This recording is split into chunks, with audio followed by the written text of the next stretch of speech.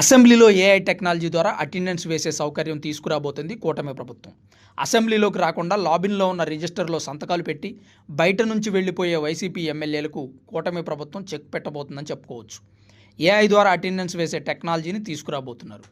ఇప్పటికే వైసీపీ ఎమ్మెల్యేలు అసెంబ్లీకి రావట్లేదని చెప్పి విమర్శలు వస్తున్నాయి. ప్రజా సమస్యలను అసెంబ్లీలో గళమెత్తాల్సిన వైసీపీ ఎమ్మెల్యేలు సోషల్ మీడియాలో మాట్లాడుతున్నారనే వార్తలు కూడా ఉన్నాయి.